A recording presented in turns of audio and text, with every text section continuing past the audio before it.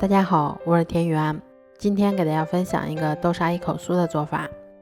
首先我们准备200克的普通面粉，先加入20克白糖，然后用筷子先把它们充分搅拌均匀。搅匀后，我们再打入1颗60克的鸡蛋，然后再少量多次的加入大约70克的温水。接着我们用筷子先把它们搅拌成这种面絮状，然后再加入15克的食用油。接着我们再下手把它们揉成像这种偏软一些的光滑面团。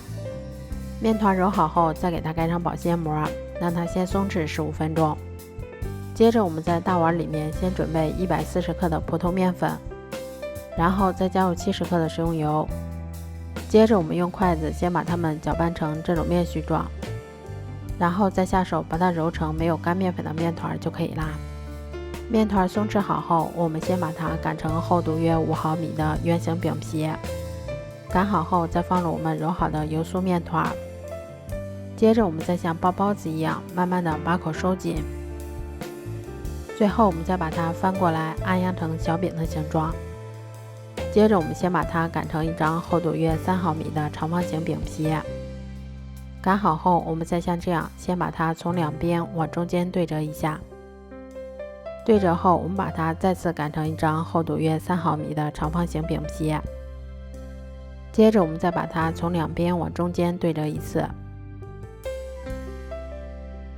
最后我们再把它擀成一张厚度约3毫米的长方形饼皮。擀好后，我们再像这样把它从一头慢慢的卷起来。卷好后，我们再像这样从中间给它切开。最后我们再用刀把它切成大小均匀的小剂子。